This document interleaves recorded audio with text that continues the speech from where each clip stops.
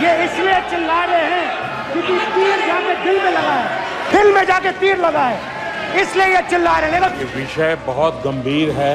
पूरे हिंदू समाज को हिंसक कहना ये गंभीर विषय है। नहीं नहीं नहीं नहीं नहीं नहीं, नरेंद्र मोदी जी पूरा हिंदू समाज नहीं है, बीजेपी पूरा हिंदू समाज नहीं है, आरएसएस पूरा हिंदू समाज नहीं है, ये ठेका नहीं है बीजेपी का। उन्होंने इसकी माफी मांगनी चाहिए। कहां कहां तक इन्होंने डर फैला दिया है, ये तो बीजेपी वालों को डराते हैं। सारे नियम इनको लागू नहीं होते हैं। नियम मालूम नहीं है तो ट्यूशन रख ले साहब, सदन इस तरह से नहीं चल सकता है। नाम बोलने की कोई जरूरत नहीं है, मैं भाषण दे रहा हूं, आप नहीं दे रहे हो। मुझे बोलना है जो बोलना है। उनके दिल में नरेंद्र मोदी जी ने भय। आप कहते हो ये सब आतंकवादी हैं, झूठ नहीं है, झूठ नहीं है, सच है। मैं समझ रहा हूं कि विपक्ष के नेता नाते पहली बार बोल रहे हैं, तो कैसे सदन में चल सकता है मान्यवर? आप एक तरफा नियमों के ऊपर जाकर उनको रियायत दे रहे हो मान्यवर, हमें संरक्षित करिए, ऐसे नहीं चलता। मोदी जी बैठे हैं, मुस्कुराहट नहीं, सीरियस, नमस्ते भी नहीं करते। 3 बार नरेंद्र मोदी ने टेस्ट किया, 2 बार क्या मैं अयोध्या से लड़ जाऊं? और सर्वेयर्स ने कहा अयोध्या में मत लड़ जाना,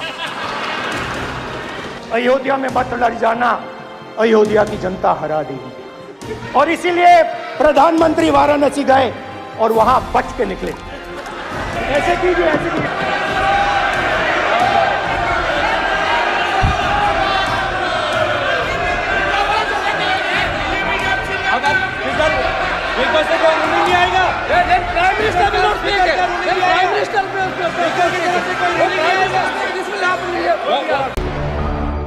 आपसे अपेक्षा ठीक है, मैं दिखाऊंगा नहीं सर, कैसे करूं? मैं समझाना चाहता हूं, वो समझा नहीं पा रहा हूं। समझदार है यहाँ पर, सब चुनकर आते हैं। जनता बात ने नहीं बन सबको रही, चुनकर भेजा है, मजा नहीं आ रहा है। जनता ने सबको चुनकर भेजा, आप एड्रेस करें। जनता ने कांग्रेस पार्टी ने शिव जी की फोटो दिखा दी है, गुस्सा हो गए। अब देखिए प्लीज मान्य सदस्य आप तो इस्लाम में भी कहा गया है, मैं पढ़ता हूँ, एड्रेस इधर करें। ही सेड, एड्रेस इधर करें मान्य सदस्य। हाँ जी सॉरी, इस्लाम में भी लिखा गया है, कुरान में, the prophet peace be upon him said, he God said have no fear, I am with you hearing and seeing. मतलब इस्लाम में भी कहा गया है कि डरना नहीं है। और जब इस्लाम में दुआ मांगी जाती है तो दोनों हाथ से, दाएं हाथ से अभय मुद्रा दिखाई देता है। उसके बाद गुरु नानक जी की ओर चलते हैं।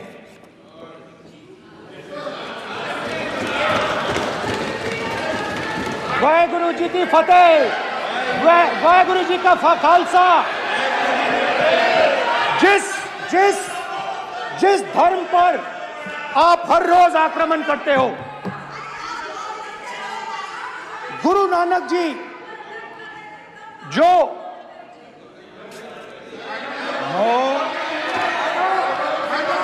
प्लीज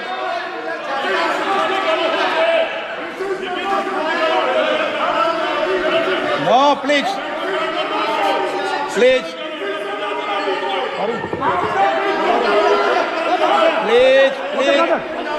प्लीज माननीय सदस्य, प्लीज गुरु नानक जी के चित्र में भी हम इनको इस तरीके से पूछते हैं, आप इस तरीके से टेबल पे मत रखो। सर कहाँ रखूं सर? तरीका ठीक सर कहाँ रखूं? यहाँ रख दूं सर? आप यहाँ मत यहाँ रख देता हूँ सर।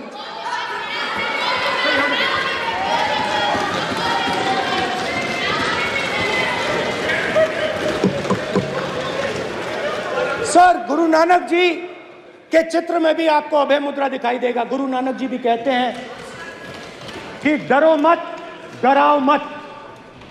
और पंजाब से गुरु नानक जी मक्का तक गए, थाईलैंड तक गए, अफगानिस्तान गए, श्रीलंका गए, किसी से हिंसा नहीं की, अहिंसा की बात की, सत्य की बात की। और किसी को उन्होंने अपनी जिंदगी में नहीं डराया। उसके बाद जीसस क्राइस्ट की इमेज देखिए, उसमें भी आपको अभय मुद्रा दिखाई देगा। जीसस क्राइस्ट की इमेज में भी अभय मुद्रा, डरो मत, डराओ मत। और जीसस क्राइस्ट ने कहा कि अगर आपको कोई थप्पड़ मारता है तो दूसरा गाल दिखा दो। उसके बाद बुद्ध भगवान, अभय मुद्रा।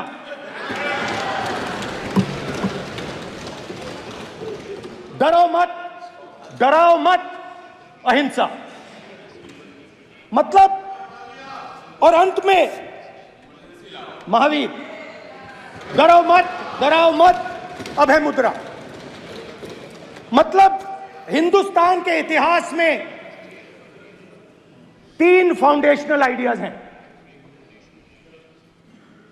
मोदी जी ने अपने भाषण में एक दिन कहा कि हिंदुस्तान ने किसी पर आक्रमण नहीं किया। उसका कारण है क्योंकि यह देश अहिंसा का देश है। यह देश डर का देश नहीं है। तो हमारे सारे के सारे महापुरुषों ने अहिंसा की बात की, डर मिटाने की बात की।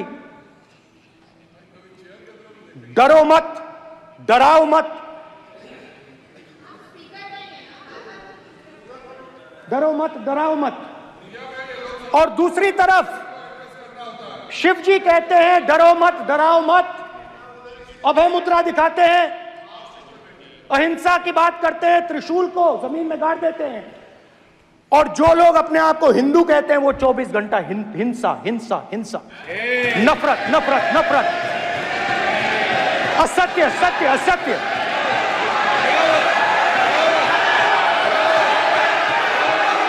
आप हिंदू हो ही नहीं।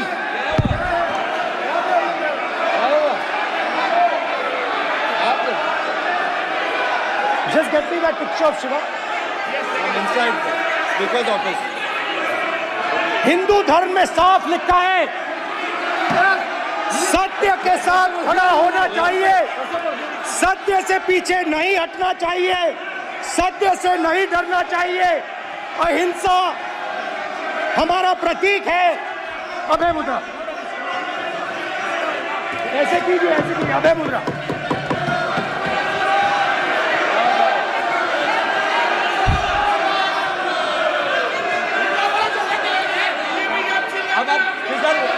नहीं आएगा। Prime minister will not speak. Prime minister will speak. This will happen here. If you are doing this, it will repeat again. भाई भाई भाई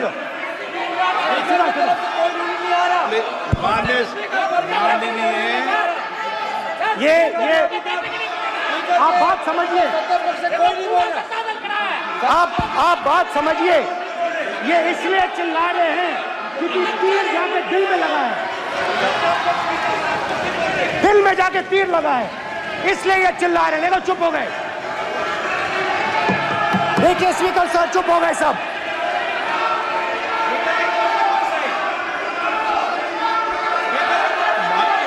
एक मिनट।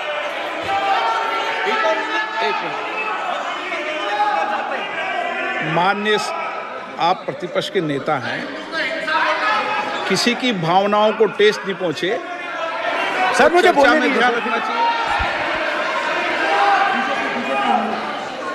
ये जो ये विषय बहुत गंभीर है। पूरे हिंदू समाज को हिंसक कहना ये गंभीर विषय है। बीजेपी को आपको नहीं, नरेंद्र मोदी जी पूरा हिंदू समाज नहीं है, बीजेपी पूरा हिंदू समाज नहीं है, आरएसएस पूरा हिंदू समाज नहीं है।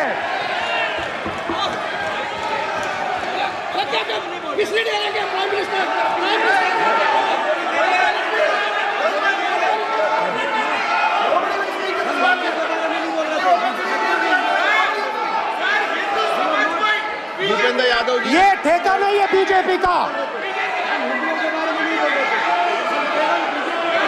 भूपेंद्र यादव जी बोलना चाहते हैं आप? ये सब हिंदू हैं यहाँ पे,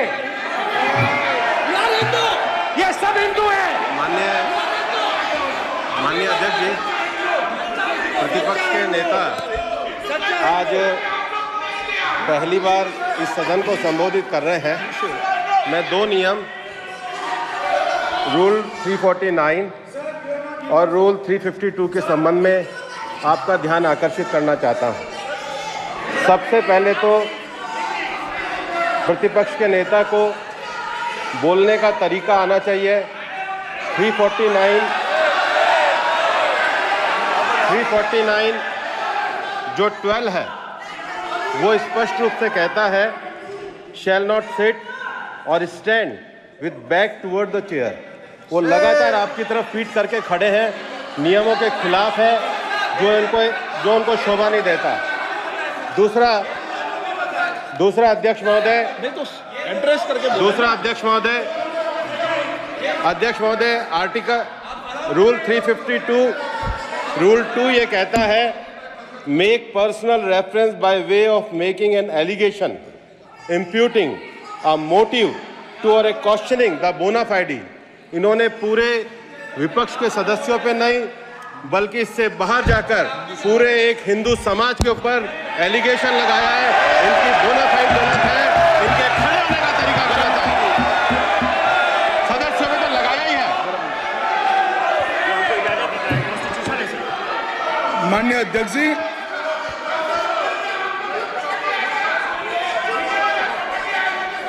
गृह मंत्री जी, नो आप डिबेट में गृह मंत्री जी।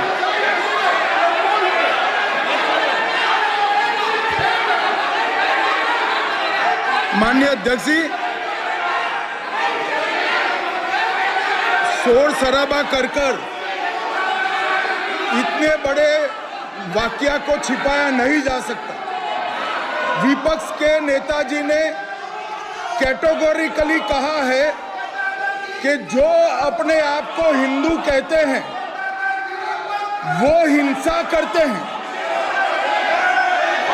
मैं फिर से रिपीट करना चाहता हूं, उनका वाक्य था जो अपने आप को हिंदू कहते हैं वो हिंसा की बात करते हैं, हिंसा करते हैं।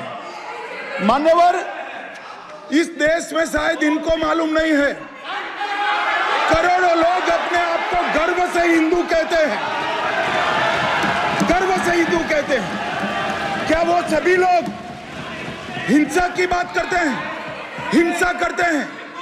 हिंसा की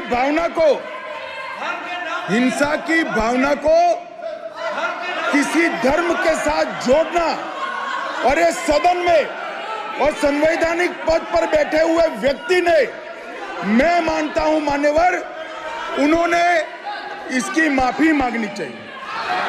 मान्यवर,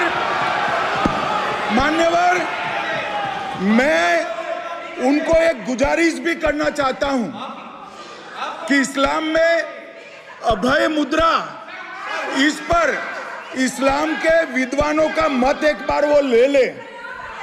गुरु नानक साहब की अभय मुद्रा पर SGPC का मत वो ले ले। और मान्यवर, अभय की बात तो इनको करने का कोई अधिकार नहीं है। आपातकाल में पूरे देश को इन्होंने भयभीत करा है, लाखों लोगों को जेल में डाला। और आतंक, वैचारिक आतंक अगर कभी था, वैचारिक आतंक कभी था तो आपातकाल के वक्त था। और मान्यवर, दिल्ली में दिन दहाड़े हजारों सिख भाइयों का कत्लेआम उनके शासन में हुआ। आज वो भय की बात कर रहे हैं।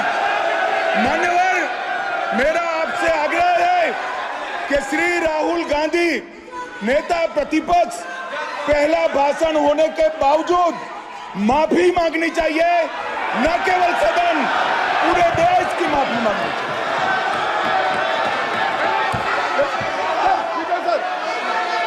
सर,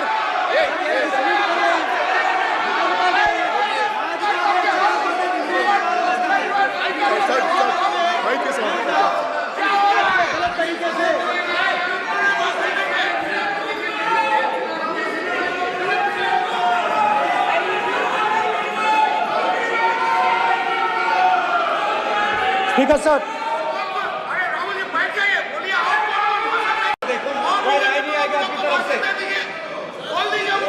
तो कल प्रधानमंत्री मोदी जी के समय पे सर आप ऐसे रहिए sir. I'm not going to speak until they're quiet.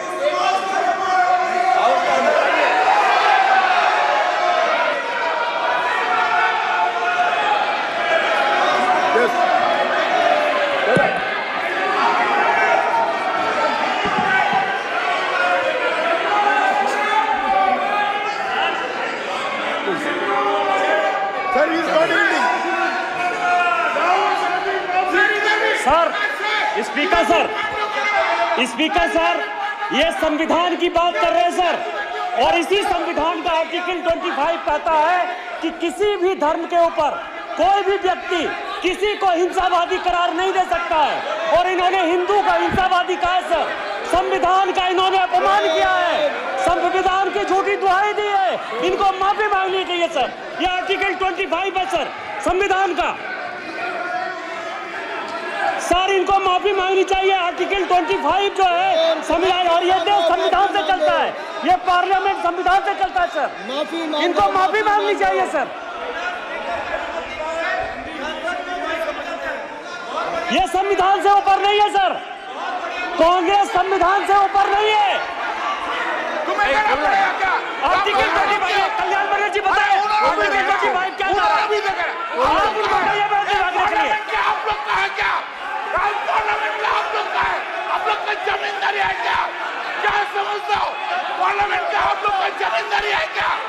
जमींदारी बिठा दी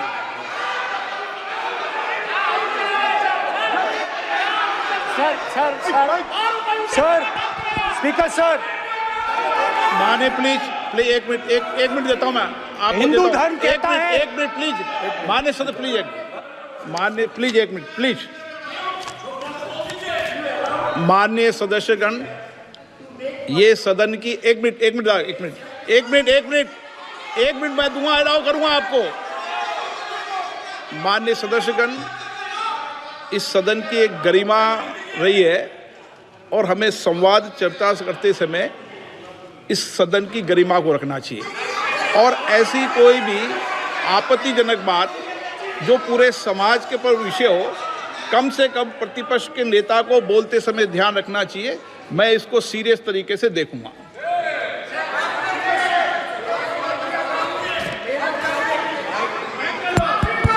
सर, अगर आप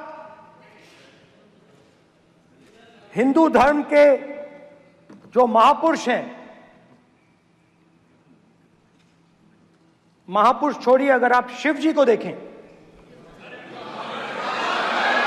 तो क्या हो रहा है सर?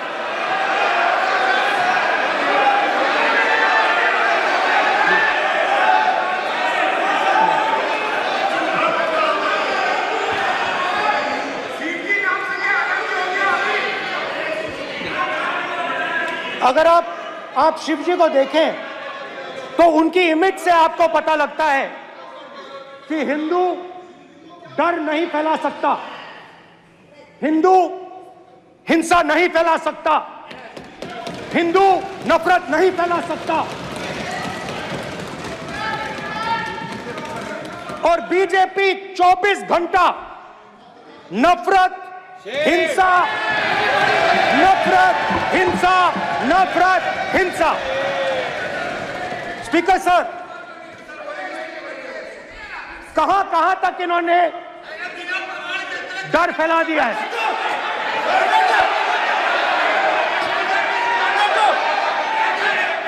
प्लीज सर, कहां तक इन लोगों ने डर फैला दिया? मैं आपको अयोध्या से शुरू करता हूं। सर नमस्कार, शाबाश। अयोध्या ने आपको मैसेज भेजा, अयोध्या ने राम भगवान, मेरा व्यवस्था का सवाल है।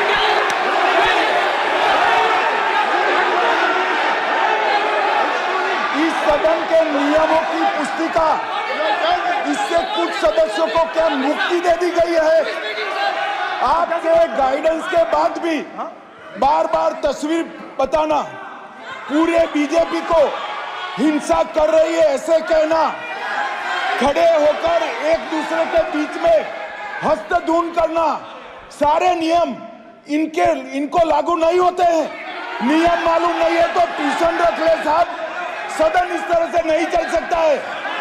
ये सदन, मेरा आपसे आग्रह है कि ये सदन ऑर्डर में रहना चाहिए, नियमों के अनुसार रहना चाहिए। ये हम सभी सदस्यों का आपसे विनंती है। स्पीकर सर, एक मिनट प्लीज। माननीय सदस्यगण, आप ही किताब राम बताएं। भगवान की जन्मभूमि ने, अपेक्षा करता हूं कि अपन इसके नियम प्रक्रिया चले। नो, सब चले। नो, आपने बताया था नियम। नो,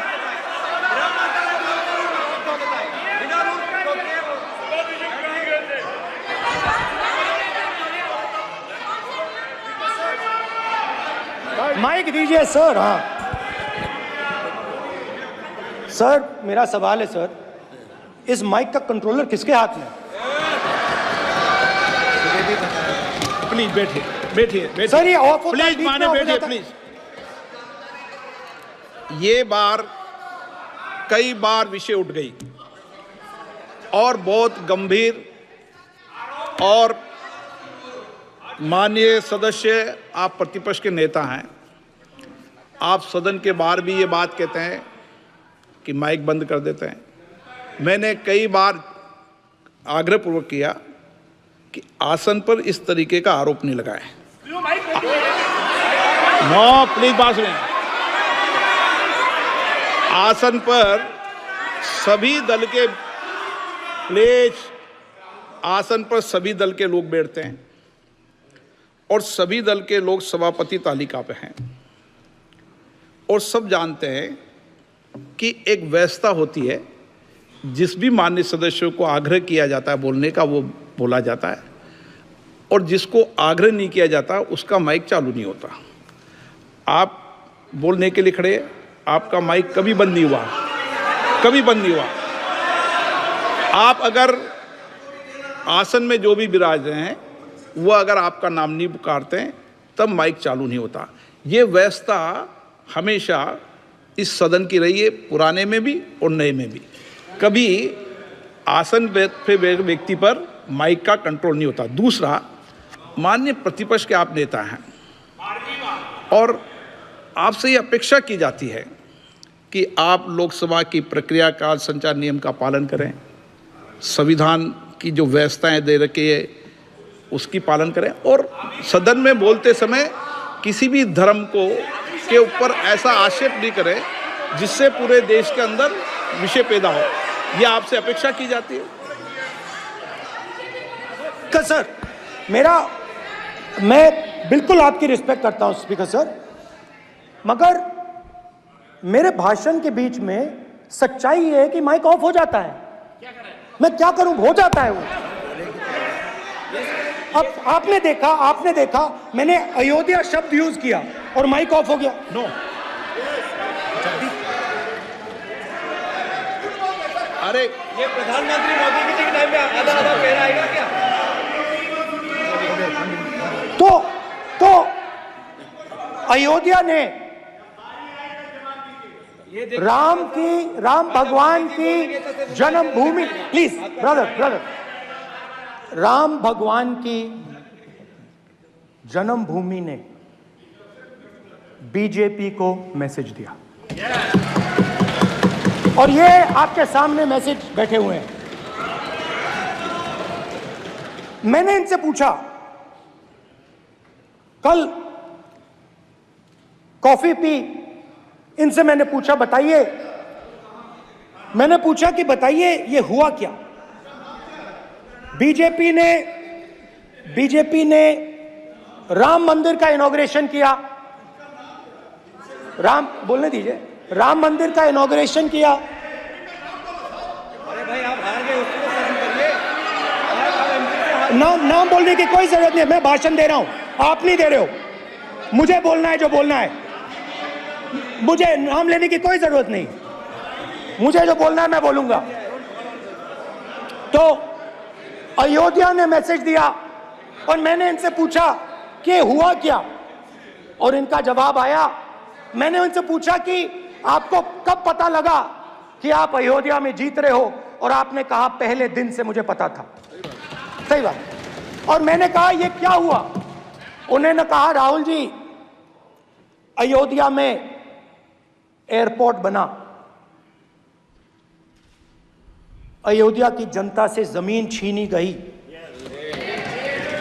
और आज तक उन्हें मुआवजा नहीं मिला है।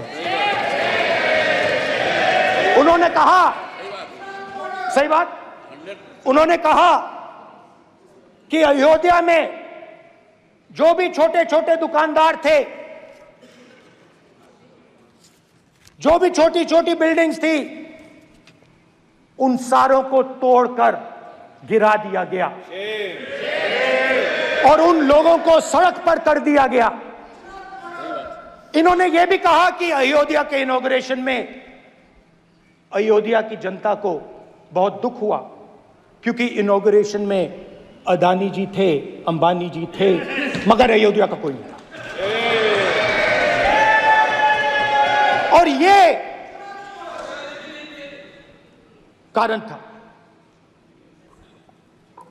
था कि अयोध्या की जनता में, उनके दिल में नरेंद्र मोदी जी ने भय डाल दिया। उनकी जमीन ले ली, उनके घर गिरा दिए, और फिर अयोध्या के गरीब लोगों को, किसानों को, मजदूरों को मंदिर के इनॉग्रेशन तक नहीं जाने दिया। मंदिर के इनॉग्रेशन छोड़ो, उसमें बाहर भी नहीं जाने दिया। और इसीलिए अयोध्या की जनता ने सही मैसेज भेजा। अच्छा, इन्होंने मुझे एक और बात बोली, 3 बार इन्होंने कहा कि 3 बार नरेंद्र मोदी ने टेस्ट किया, 2 बार क्या मैं अयोध्या से लड़ जाऊं? और सर्वेयर्स ने कहा अयोध्या में मत लड़ जाना, अयोध्या में मत लड़ जाना, अयोध्या की जनता हरा देगी। और इसीलिए प्रधानमंत्री वाराणसी गए और वहां बच के निकले।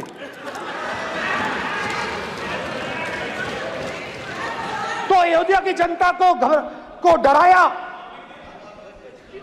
पूरे देश को डरा दिया। मैं आपको बताता हूं, आज सुबह में आया, राजनाथ सिंह जी ने मुस्कुरा के मुझे नमस्ते की, और मोदी जी बैठे हैं, मुस्कुराहट नहीं, सीरियस, नमस्ते भी नहीं करते। कहीं मोदी जी ना देख लें, प्रॉब्लम हो जाएगी। वही कहानी गडकरी जी की है, सच्चाई है। अरे भाई, अयोध्या की जनता को छोड़ो, ये तो बीजेपी वालों को डराते हैं।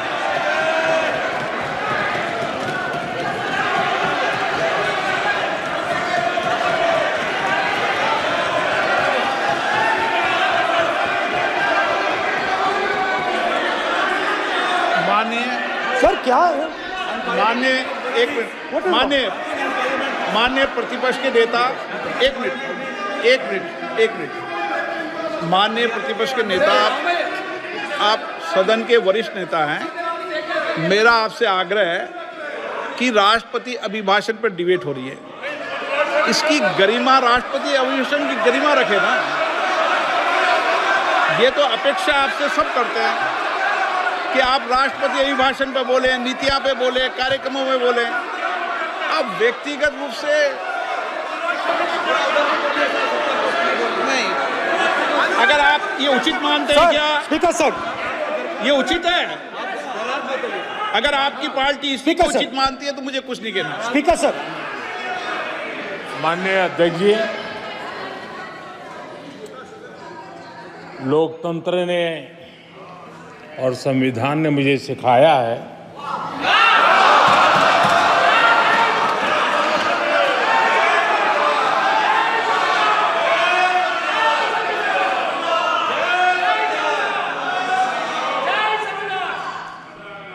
कि मुझे विपक्ष के नेता को गंभीरता से लेना चाहिए।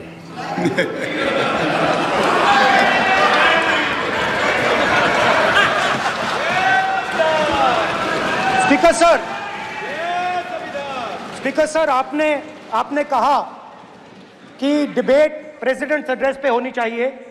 ये जो मैंने किया है, अनुराग ठाकुर जी ने अयोध्या की बात की थी, अनुराग ठाकुर जी ने सनातन धर्म पर आक्रमण की बात की थी, इसीलिए मैंने ये किया है। मैं दिखाना चाहता हूं कि अयोध्या में क्या हुआ, अयोध्या की सच्चाई क्या थी। प्रेसिडेंट्स डिबेट में उन्होंने बात उठाई थी, मैंने बात बंद की। प्रधानमंत्री जी को अच्छी लगी। एक दिन प्रधानमंत्री 8 बजे कहते हैं, पता नहीं फाइन ट्यूनिंग हो गई भगवान के साथ, डायरेक्ट मैसेज भगवान। सर ने बोला है, सर प्रधानमंत्री ने ये बोला है, ये मैं नहीं बोल रहा हूं, प्रधानमंत्री ने बोला है कि मेरा डायरेक्ट कनेक्शन है भगवान के साथ, मैंने नहीं बोला, मैंने नहीं बोला। Social media chief also told भगवान जगन्नाथ। एक मिनट प्लीज, एक मिनट तो एक मिनट माननीय राहुल गांधी जी, एक मिनट, माननीय सदस्य एक मिनट प्लीज, एक मिनट रविशंकर जी प्लीज, एक मिनट। माननीय सदस्यगण, आप वरिष्ठ नेता हैं, सदन के नेता होते माननीय प्रधानमंत्री जी, और हम सबको माननीय प्रधानमंत्री जी का सम्मान करना चाहिए। ये सदन में हमेशा उच्च कोटि की परंपरा मर्यादा रही है। नो सर, नहीं, गौरव, अगर आपको स्पीकर सर, मैं की पुरानी पार्टी है। गौरव, स्पीकर सर, मैं रिस्पेक्ट कर रहा हूं, ये प्रधानमंत्री के शब्द हैं, मेरे शब्द नहीं हैं। ये प्रधानमंत्री जी ने कहा है, पब्लिक में मीडिया को कहा है कि मैं बायोलॉजिकल नहीं हूं, मेरा डायरेक्ट कनेक्शन भगवान के साथ है, मैं नहीं बोल रहा हूं, प्रधानमंत्री मोदी जी ने बोला है। तो पता नहीं उस टाइम 8 बजे भगवान का मैसेज आया होगा हिंदुस्तान, वही मगर फिर श्री राम ने आपको दूसरा मैसेज दे दिया अयोध्या में। भगवान का मैसेज आया होगा, मोदी जी नोटबंदी कर दीजिए, नोटबंदी कर दिया, डायरेक्ट ऊपर से आया मैसेज, ऑर्डर आया खटाक। और अलग अलग ऑर्डर आते हैं, अदानी जी वाला ऑर्डर आता है, बंबई एयरपोर्ट अदानी जी को ऊपर से ऑर्डर आता है, खटाखट ऑर्डर आते हैं। तो नोटबंदी कर दी। स्मॉल और मीडियम बिजनेसेस जो हैं, जो हिंदुस्तान की रोजगार की रीढ़ की हड्डी है, बैकबोन है, उड़ा दिया, खत्म कर दिया। आज नतीजा यह है कि ये जो भी करना चाहे करें, हिंदुस्तान के युवाओं को रोजगार नहीं मिल सकता। Job creation backbone is broken, finish, खत्म। नोटबंदी की, गलत जीएसटी लागू की, उड़ा दिया। अब मैं सोचता हूं, पहले मैं सोचता था ये पता नहीं कैसे हुआ, अब मैं समझता हूं कि ये अदानी जी, अंबानी जी जैसे लोगों के लिए किया गया था। ये रास्ता साफ करने का तरीका था, रास्ता साफ करने का तरीका था। इनकम टैक्स डिपार्टमेंट उनके पीछे पड़ा रहता है, जीएसटी, डिमोनेटाइजेशन, 24 घंटा उनको तंग करते हैं, उनके कैश फ्लो को रिस्ट्रिक्ट करने की कोशिश करते हैं, कैश फ्लो को क्रश करने की कोशिश करते हैं कि वो परे हट जाएं और अरबपति उनकी जगह ले लें। आप किसी भी छोटे व्यापारी से पूछ लो, किसी भी स्मॉल मीडियम बिजनेस ओनर से पूछ लो, ये आपको बता देगा। गुजरात में मैं गया, टेक्सटाइल ओनर्स के साथ मेरी बात हुई, मैंने उनसे पूछा नोटबंदी क्यों हुई, जीएसटी क्यों हुई, साफ बोला अरबपतियों की मदद करने के लिए जीएसटी और नोटबंदी की गई है। नरेंद्र मोदी जी अरबपतियों के लिए काम करते हैं। सीधी सी बात।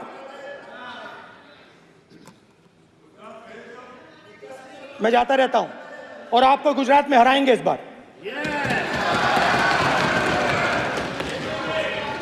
आप लिख के ले लो, लिख के ले लो, आपको ऑपोजिशन इंडिया गठबंधन गुजरात में हराने जा रहा है।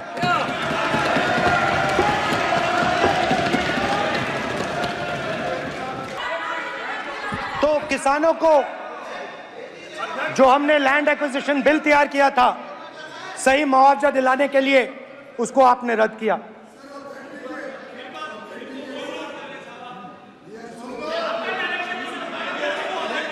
विल ऑथेंटिकेट कर देंगे, ऑथेंटिकेट कर देंगे, कर देंगे हम ऑथेंटिकेट।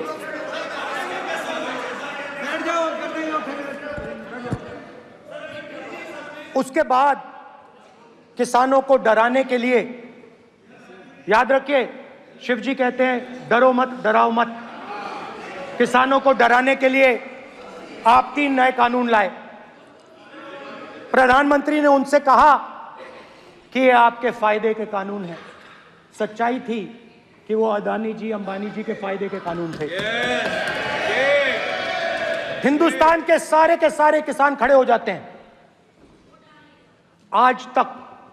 आज तक सड़क ब्लॉक है।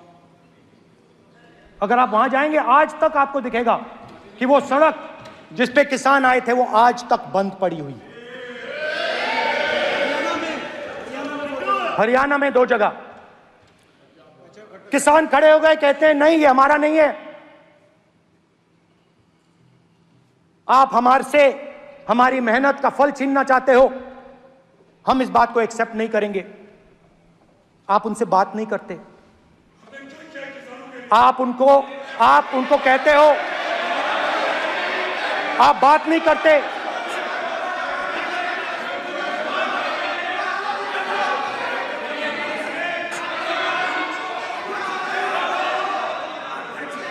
आप बात नहीं करते, आप गले नहीं लगते, आप उन्हें आतंकवादी कहते हो।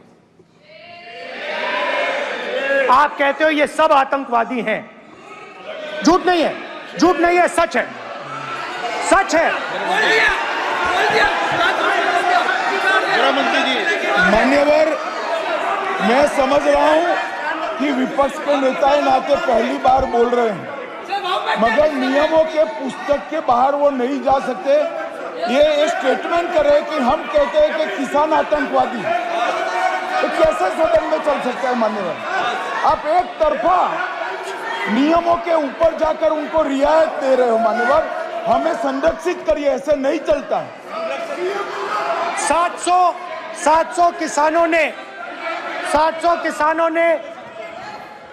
किसान शहीद हुए।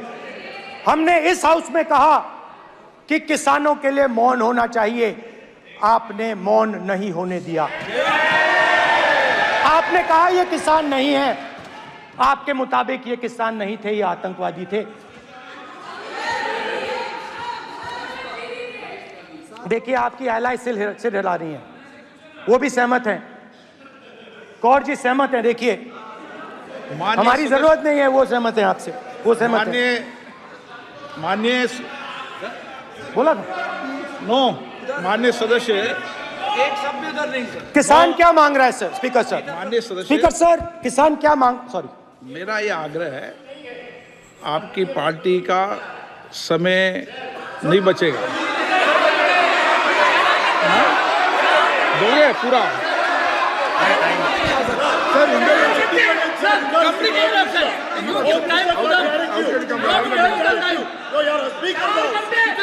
आप नहीं बोलेंगे, ये बोलेंगे सर। और आप तो सर और स्पीकर सर, आप तो किताब स्पीकर सर, किसानों ने मांगा क्या? स्पीकर सर, किसानों ने मांगा क्या? किसानों ने सिर्फ ये कहा कि अगर 16 लाख करोड़ रुपए अरबपतियों का कर्जा माफ हो सकता है तो हमारा भी थोड़ा सा कर दीजिए। किसान ने यह कहा कि हर प्रोडक्ट के लिए सही प्राइस मिलती है, हमें भी एमएसपी दे दीजिए। और आप लोगों ने कहा किसान का कर्जा माफ नहीं होगा और एमएसपी नहीं मिलेगी।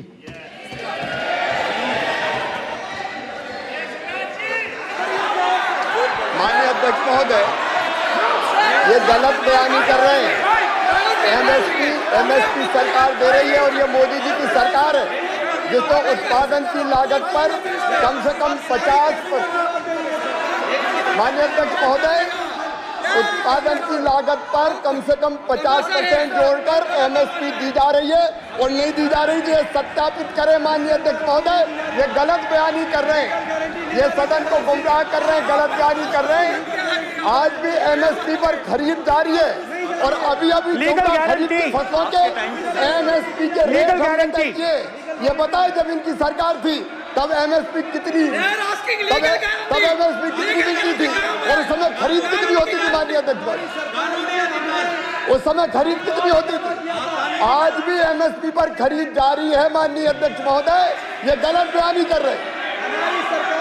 ये सत्यापित करें इसको कि एमएसपी पर खरीद नहीं हो रही, ये सत्यापित करें माननीय अध्यक्ष महोदय, ये गलत बयानी दी जा रही है। देना चाह रहे हैं, इनको नहीं बोलने देना चाह रहे हैं।